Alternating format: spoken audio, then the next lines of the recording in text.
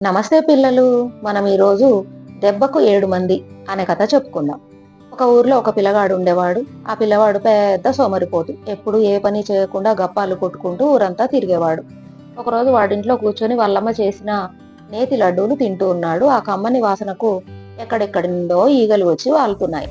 ఎన్నిసార్లు తోలినా అవి మళ్ళీ మళ్ళీ వస్తుంటే వాడు కోపం వచ్చి గట్టిగా 2 అరచేతులతో కొట్టాడు. ఒకే దెబ్బకి 7 ఈగలు చచ్చి కింద పడ్డాయి. అబ్బా, నేనెంత గొప్ప వీరుణ్ణి, ఒక్క దెబ్బకు 7 ఈగలను చంపేసినా అని సంబరపడ్డాడు. వెంటనే దర్జీ దగ్గరికి వెళ్ళి ఒక భుజం మీద నుండి నడుము వరకు వేలాడేటట్టు ఒక పెద్ద పట్టీ కుట్టించుకొని దాని మీద దెబ్బకు 7 మంది అని పెద్ద పెద్ద అక్షరాలతో రాయించి తను తగిలించుకున్నాడు. అట్లా తగిలించుకునే వరకు వాడికి ఎక్కడ లేని ధైర్యం వచ్చింది. తన బలం ఆ ఊరి మహారాజుకు చూపించి మంచి ఉద్యోగం సంపాదించాలని ఆ రాజ్యానికి బయలుదేరాడు. మధ్యలో పెద్ద అడవి ఉంది, దాన్ని దాటాలి. ఆకలైతే తినడానికని జేబు నిండా లడ్డూలు వేసుకుని బయలుదేరిండు. అట్లా అడవిలో పోతూ ఉంటే ఒక చోట ఒక గద్ద ఒక పిట్టను పట్టుకోవడం కనిపించింది. వీడు అయ్యో పాపమని జాలిపడి రాయి తీసుకుని గద్దను కొట్టాడు. గద్ద అదిరిపడి పిట్టను వదిలిపెట్టి వెళ్ళిపోయింది. పిట్టకు కొన్ని నీళ్లు తాపి గింజలు పెట్టి జేబులో వేసుకుని వెళ్తూ ఉన్నాడు. అడవి మధ్యలో 2 పెద్ద పెద్ద రాక్షసులు ఉన్నారు. వాళ్లకు అడవిలో మనిషి కనిపిస్తే చాలు వెంటబడి చంపి తినేవాళ్ళు. వీళ్ళ విషయం తెలిసి ఎవరూ ఆ దారిలో వెళ్ళట్లేరు. ఈ పిల్లగానికి ఆ రాక్షసుల సంగతి తెలియక వెళ్తూ ఉన్నాడు. వాళ్ళు ఈ పిల్లగాన్ని చూసి, రే ఎవడరా నువ్వు, మా అడవిలోకి రావడానికి ఎంత ధైర్యం అన్నారు. వాళ్ళని చూడగానే మనోనికి గుండె గుబేలు మంది, కాళ్ళు చేతులు వణుకుతున్నాయి. అయినా సరే ధైర్యంగా నేనెవర్నా, ఇదిగో చూడండి అంటూ తన మెడలో ఉన్న పట్టీని చూపించాడు. వాళ్ళు దెబ్బకి 7 మంది అని ఉన్నది చదివి ఆశ్చర్యపోయారు. మా మోకాలెత్తు లేవు, నీవు దెబ్బకి 7 మందిని చంపినావు, మేము నమ్మం అంటారు. అంటే సరే అయితే ఏదైనా పోటీ పెట్టుకుందాం అన్నాడు. మొదటి రాక్షసుడు ఒక రాయి తీసుకుని ఆ రాయిని అరచేతిలో నలిపి ముక్కలు చేసి నువ్వు ఇలా చేయగలవా అన్నాడు. అయితే ఈ పిల్లగాడు ఏం చేసిందంటే తన జేబులో ఉన్న లడ్డూని చేతిలో పట్టుకొని ఒక రాయిని పట్టుకొని, నువ్వు రాయిని ముక్కలు చేసావు, కానీ నేను ఆ రాయి నుండి నూనెను పిండుతా చూడు అని ఆ రాయి లడ్డు కలిపి పిండే వరకు నేతి చుక్కలు రాలి కింద పడ్డాయి. రాక్షసులు అదిరిపడ్డారు. అమ్మో, వీడెవడో చాలా బలం ఉన్నట్టున్నాడు అని సరే ఇంకొక పోటీ పెట్టుకుందాం అన్నారు. నేను ఒక రాయి విసురుతా, అది ఎంత దూరం పోతుందో చూద్దాం, నువ్వు విసురు అని. రాక్షసులు ఒక రాయి తీసుకుని బలమంతా ఉపయోగించి వేగంగా విసిరిండు.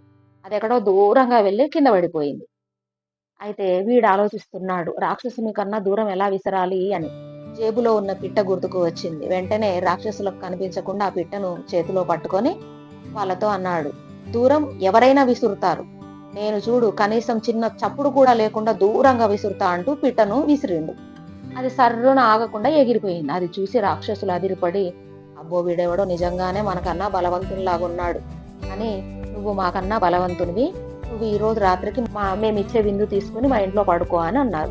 అని ఆ రాత్రి వాడికి మంచి మంచి పిండి వంటలు వండి పెట్టిండ్రు. తిన్నాక పడుకోమని ఒక గది చూపించిర్రు. మెత్తని పరుపులున్నాయి. అక్కడ పడుకున్నాడు గాని రాక్షసుల మీద నమ్మకం లేదు ఆ పిల్లగానికి.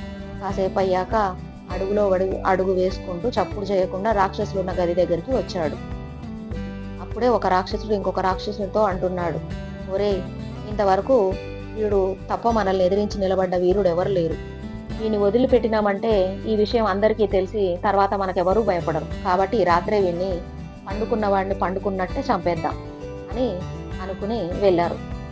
ఆ పిల్లవాడు ఇదంతా విని, ఆహా, మీ ఉపాయం ఇదా అని తను పడుకున్నట్టుగానే మెతలతో చెద్దరు కప్పి తయారు చేసి దీపాన్ని ఆర్పి చాటుగా కూర్చుని చూస్తున్నాడు. ఇంతలో రాక్షసులు 2 చెరొక పెద్ద కడ్డీ పట్టుకుని వచ్చి బాగా కొట్టారు. ఆ దెబ్బలకి ఆ పరుపు మెత్తలే కాకుండా ఆ మంచం కూడా విరిగిపోయింది. పిల్లవాడు చచ్చిపోయాడనుకుని వాళ్ళు వెళ్ళిపోయారు. పొద్దున్నే లేచి ఆ రాక్షసులు 2 బయట కూర్చుని పండ్లు తోముకుంటూ ఉంటే వీడు ఒళ్ళు విరుచుకుంటూ గదిలో నుండి బయటకు వచ్చాడు. వాళ్ళు రాక్షసులు 2 అదిరిపడ్డారు.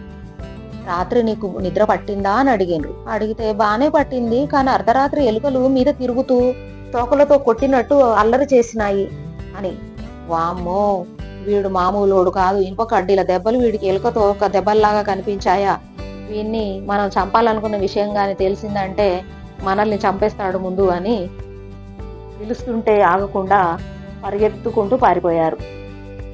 ఇంకా రాజ్యానికి రాజుగారి దగ్గరికి బయలుదేరాడు పిల్లవాడు. ఆ రాజ్యం పొలిమేరలో ఇంకో 2 రాక్షసులు ఉన్నారు. వాళ్ళు చాలా చెడ్డవాళ్ళు. ప్రతిరోజు ఆ ఊరు మీద పడి దొరికిన వాని దొరికినట్టు చంపి తింటూ ఉన్నారు. రాజు ఎంతమంది సైనికులను పంపించినా ఏమీ చేయలేకపోయారు. దాంతో రాజు ఏం చేయాలో తోచక ఎవరైతే ఆ రాక్షసులను చంపుతారో వాళ్లకు రాజ్యంలో అర్ధభాగం ఇస్తానని చాటింపు వేయించాడు. పిల్లవాడు రాజును కలవడానికని వెళ్ళాడు. వెళ్తే సైనికులు బయట ఆపితే నేనెవరినో తెలుసా మీకు, దెబ్బకు 7 మందిని చంపిన మొనగాన్ని అని చూపించాడు.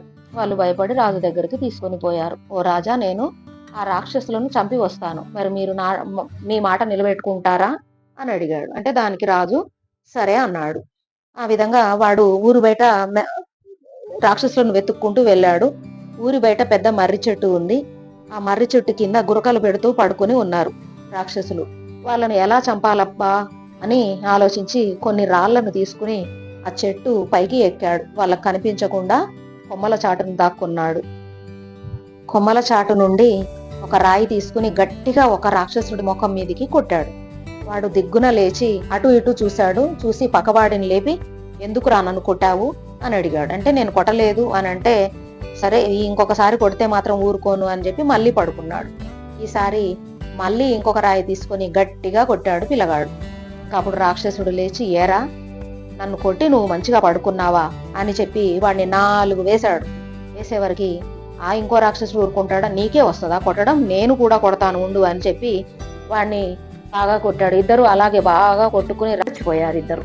అప్పుడు పిల్లగాడు చెట్టు నుంచి దిగి రాజు దగ్గరికి పోయి, రాజా నీకు చెప్పినట్టే నేను రాక్షసులిద్దరిని చంపేశాను, ఇంకా నువ్వు నీ మాట నిలబెట్టుకో అంటాడు. అప్పుడు రాజు అడవిలోకి వెళ్ళి చూసి ఆశ్చర్యపోయాడు. 2 రాక్షసులు చచ్చిపోడి ఉన్నారు. ఇంకా రాజు అనుకున్నట్టుగా ఆ పిల్లవాడికి అర్ధరాజ్యం ఇచ్చాడు, తన బిడ్డనిచ్చి పెళ్లి చేశాడు. ఈ విధంగా ఆ పిల్లగాడు రాజ్యానికి రాజయ్యండు.